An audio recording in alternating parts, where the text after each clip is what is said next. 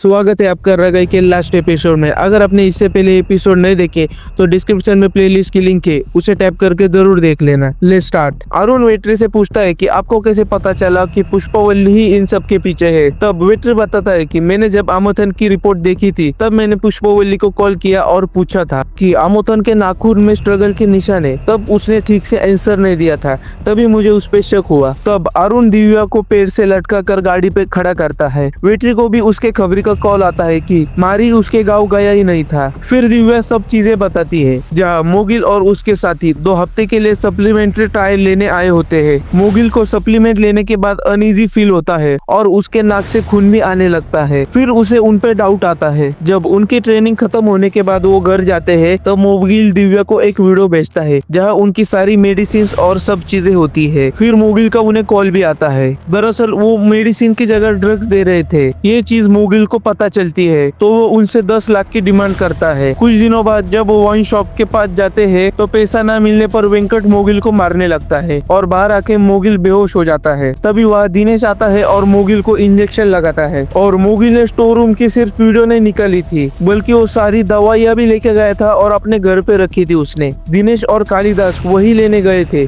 तभी मौका मिलने पर कालिदास ने दिनेश को मार दिया। फिर वेट्री उस ड्राइवर के पास जाता है। वो कहता है कि मैं उसे गाँव लेके नहीं गया था बल्कि स्टोर रूम लेके गया था। वेट्री स्टोर रूम में जाता है और वहाँ की तलाशी लेने लगता है। तलाशी लेते समय उसे मोगिल की बॉडी मिल जाती है जो मारी ने छुपाई थी। वो वॉचमैन को उठाने की कोशिश करता है लेकिन वॉचमैन सोया होता है। फिर वेट्री मोगिल की बॉडी लेके सीसीटीवी फुटेज के सामने आता है। वो सीसीटीवी पुष्पावल्ली एक्सेस कर रही थी। ये देख वो वेट्री को कॉल लगाती है और उनमें डील होती है कि वेट्री मोगिल की बॉडी को पुष्पावल्ली को देगा और पुष्पावल्ली संध्या वेट्री को दे देगी। फिर वो वेट्री को एक लोकेशन भेजती है।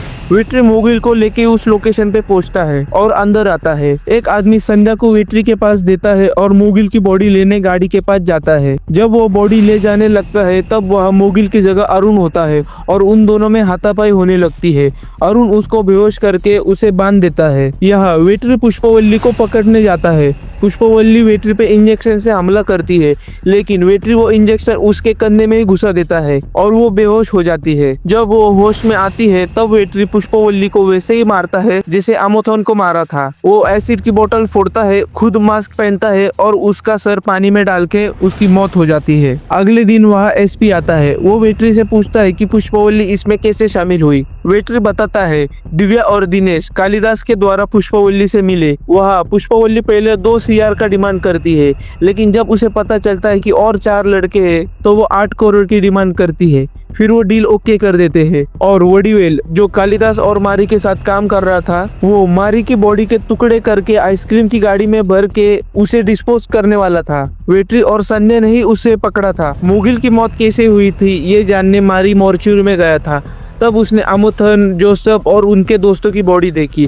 तब उसे कुछ शक हुआ कि इन सब का मर्डर हुआ है। तब पुष्पावल्ली कालिदास और वडीवेल को बुलाकर बताती है कि मारी को सब पता चल गया है, हमें उसे मारना होगा। यह मारी को समझ गया था कि वो भी मर सकता है, इसलिए वो उन डेड बॉडी के फिंगरप्रिंट को हटाकर अपनी फिंगरप्रिंट सबके डेड बॉडी के फॉर्म पे भर देता है। तभी वडीवेल पीछे से आता है और मारी को मार देता है और ये सारी बातें दिव्या ने कबूल की है और ये केस सॉल्व हो जाता है। यहाँ संध्या का मंगेतर उसे टिफिन लेके आया होता है और संध्या उससे सारे रिलेशन तोड़ देती है। जाते समय वो संध्या से अपनी चेन लेके जाता है। यहाँ वेट्री को किसी का कॉल आता है और वो दिव्या का बॉस होता है। वो उसे कहता है कि कहानी अभी खत्म नहीं हुई, मैं इंडिया आ रहा हूँ और ये सीरीज खत्म हो जाती है। मिलते हैं हम अगले वीडियो में, तब तक के लिए जय हिंद जय भारत।